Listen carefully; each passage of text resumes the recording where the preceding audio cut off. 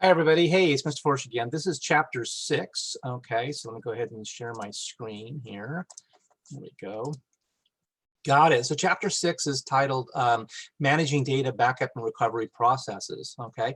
We talked about this in the Windows part of the class and stuff about, what is your strategy for backing things up? Because, sometimes bad things are going to happen and you're going to need to turn to your backup scenario. Now, some people, the simple routine is, hey, I just copy every file that I have and I put it on a USB stick or I put it on an external hard drive, straight copy for copy. And other people say, it's a lot of wasted space, okay, because you could probably use an encryption program that will back it up, that will compress it. You can even use compression routines and stuff to make it smaller so you can have better resources on that. And then the other thing would be is, what are you going to back up? Okay, are you backing up your entire operating system? Are you backing up your software programs like LibreWriter, or are you backing up your plugins or whatever? If this was Adobe PDF, Adobe Writer, whatever, or Reader, would you back that up? And the answer is, yeah, not really. What are you going to back up? You're going to back up your personal files, your school files, your music, your movies, whatever and stuff that you have, things that you've invested, a lot of time on that you have control over and ownership. So if you're backing up your bootleg stuff, well, I guess that is a backup, but that's for you to decide on the ethics of that. Okay. Just keep in mind, there are ethical issues. Okay. So, overall and stuff, the backup process and stuff is what's really going to, and restore is going to be what this chapter is going to be about. It's also going to have a section on compression. Okay. So they have, zipping files, much like WinZip, whatever, and then the scheduling backup process. Okay, so again, it's something that a lot of you are probably familiar with. So when you look at here, the first thing you're going to see is what's a tar utility. Okay, and really the most important thing for us to understand is really tar is a tape archive, a tape backup. Tapes have been around for a very, very long time. They're still being used today.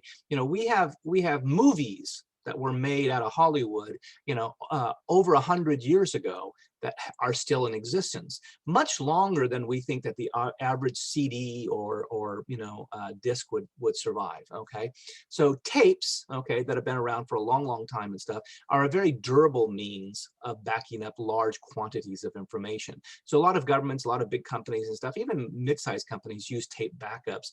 And again, remember where this came from, that Linux came from Unix, right? So back in the day when we had all the mainframes, we had tons of tapes. Okay, and so the term tape archive has been around for a long time. So tar is one of those utility programs that's used for backing up systems, much like the backup command inside of Microsoft. Okay, again, this will go through some examples of how to do various tars. I went ahead and for backups, I went ahead and included a couple of videos in this week's email to you, so you can see some other examples that I thought were probably a little bit better. You might make you make some example files or dummy files or dummy folders and then say, hey, how do I go ahead and back these up? And again, I think the videos do a pretty good job using the process. Okay, compression routines. Okay, so when we look at compressions, let me skip down here and stuff. Now we're talking about gzip. Well, again, many of you have used WinZip, right? Same kind of concept, right? You would WinZip, you would zip a file, you'd use a compression routine to try to reduce the amount of space, and if you could get something where you have 60% compression ratio, that's pretty good because you're going to reduce that quite a bit, in that process. I know some people and stuff that would zip a zip file to try to make it even smaller. Yeah, I get really nervous. I mean, actually, I'm kind of an old fan of saying, boy, backups and restores. Yeah, when you compress them, hopefully everything will go well, and if they don't, then you've lost everything that you compressed. Okay, but I will say this about compression utilities and stuff, to zip, either gzip or unzip, right? To WinZip, right? To be able to compress them and decompress them, sort of like the gunzip to decompress, or uncompress. Really, they've gotten a lot better today than what they used to be. Okay, so there's all sorts of compression utilities that it's going to talk about.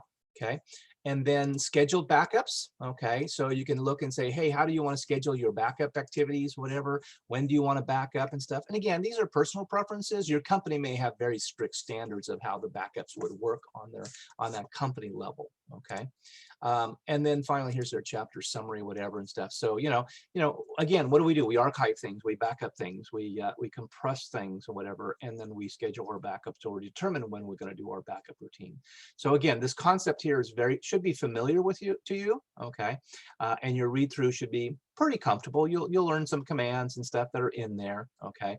And again, I think the videos that I put in your weekly email and stuff will really help you out, okay? So hopefully this does a good job. I'm gonna go ahead and stop sharing, and I'll end the recording. You guys have a great day.